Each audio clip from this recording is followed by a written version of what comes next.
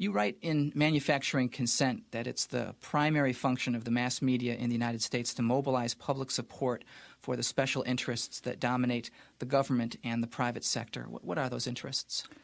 Well, if you want to understand the way any society works, ours or any other, the first place to look is who's in a position to make the decisions that determine the way the society functions. Societies differ, but in ours, the major decisions over what happens in the society, decisions over investment and production and distribution and so on, are in the hands of a relatively concentrated network of major corporations and conglomerates and investment firms and so on. They are also the ones who staff the major executive positions in the government, and they're the ones who own the media, and they're the ones who have to be in a position to make the decisions. They have an overwhelmingly dominant role in the way life happens, what's done in the society. Within the economic system, by law and in principle, they dominate. The control over resources and the need to satisfy their interests imposes very sharp constraints on the political system and the ideological system. When you talk about manufacturing of consent, whose consent is being manufactured? We can, to start with, there are two different groups. We can get into more detail, but at the first level of approximation, there's two targets for propaganda. One is what's sometimes called the political class.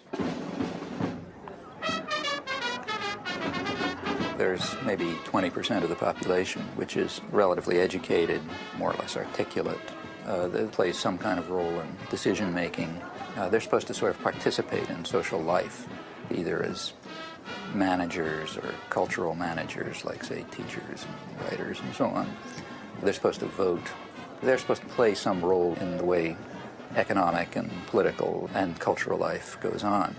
Now, their consent is crucial. It's one group that has to be deeply indoctrinated. Then there's maybe 80% of the population whose main function is to follow orders and not to think, and not to pay attention to anything. And they're the ones who usually pay the costs. All right. Professor Chomsky, Noam, you outlined a model with filters that propaganda is sent through. That's way to the public. Can you briefly outline those? It's basically an institutional analysis of the major media, what we call a propaganda model. We're talking primarily about the national media, those media that sort of set a general agenda that others more or less adhere to the extent that they even pay much attention to national or international affairs. Now, the elite media are the sort of the agenda-setting media. That means the New York Times, the Washington Post, the major television channels, and so on. They set the general framework. Local media more or less adapt to their structure. World News. Begins to sound like it says that there's a beachhead. I think 628 is a good one. Yeah, but I think 6 is a good start. This is the operative soundbite for us. He's ours. He really knows how to time it. We've got a minute for all the time, so that's... I love this soundbite. Okay. And they do this in all sorts of ways, by selection of topics, by distribution of concerns, by emphasis and framing of issues, by filtering of information, by bounding of debate within certain limits. 2.5 minutes to air. 45 seconds. They determine, they select, they shape, they control, they restrict in order to serve the interests of dominant elite groups in the society. There is an unusual amount of attention focused today on the 5 nations of Central America. This is Democracy's Diary. Here for our instruction are triumphs and disasters, the pattern of life's changing fabric. Here is great journalism, a revelation of the past, a guide to the present, and a clue to the future. The New York Times is certainly the most important newspaper in the United States, and one could argue the most important newspaper in the world. The New York Times plays an enormous role in shaping the perception of the current world on the part of the politically active, educated classes. Also, the New York Times has a special role, and I believe its editors probably feel that they bear a heavy burden in the sense that the New York Times creates history. What happened years ago may have a bearing on what happens tomorrow. Millions of clippings are preserved in the Times library, all indexed for instant use, a priceless archive of events and the men who make them. That is, history is what appears in the New York Times archives, the place where people will go to find out what happened is the New York Times. Therefore, it's extremely important, if history is going to be shaped in an appropriate way, that certain things appear, certain things not appear, certain questions be asked, other questions be ignored, and that issues be framed in a particular fashion.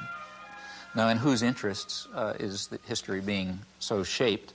Well, I think that's not very difficult to answer. Now, to eliminate confusion, all of this has nothing to do with liberal or conservative bias. According to the propaganda model, both liberal and conservative wings of the media, whatever those terms are supposed to mean, fall within the same framework of assumptions. In fact, if the system functions well, it ought to have a liberal bias, or at least appear to, because if it appears to have a liberal bias, that will serve to bound thought even more effectively. In other words, if the press is indeed adversarial and liberal and all these bad things, then how can I go beyond it? They're already so extreme in their opposition to power that to go beyond it would be to take off from the planet. So therefore, it must be that the presuppositions that are accepted in the liberal media are sacrosanct, can't go beyond them. And a well-functioning system would in fact have a bias of that kind. The media would then serve to say, in effect, thus far and no further. We ask, what would you expect of those media on just relatively uncontroversial, guided free market assumptions? And when you look at them, you find a number of major factors entering into determining what their products are. These are what we call the filters. So one of them, for example, is ownership. Who owns them? The major agenda-setting media, after all, what are they? As institutions in the society, what are they? Well, in the first place, they are major corporations, in fact, huge corporations. Furthermore, they're integrated with and sometimes owned by even larger corporations, conglomerates, so for example, by Westinghouse and GE and so on.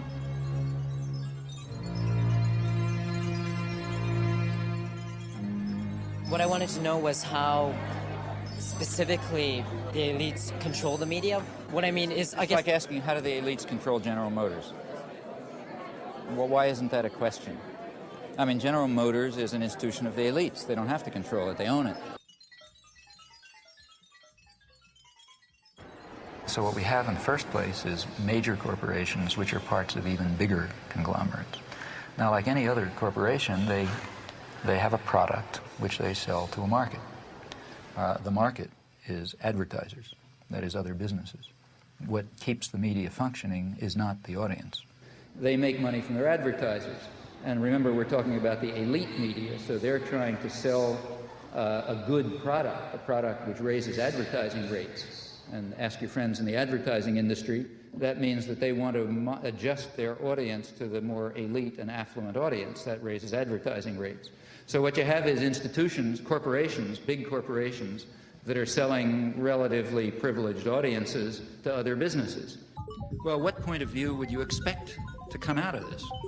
I mean, without any further assumptions, what you'd predict is that what comes out is a picture of the world, a perception of the world, that satisfies the needs and the interests and the perceptions of the sellers, the buyers, and the product. Now, there are many other factors that press in the same direction. If people try to enter the system who don't have that point of view, they're likely to be excluded somewhere along the way. After all, no institution is going to happily design a mechanism to self-destruct. It's not the way institutions function. So they all work to exclude or marginalize or eliminate dissenting voices or alternative perspectives and so on because they're dysfunctional. They're dysfunctional to the institution itself.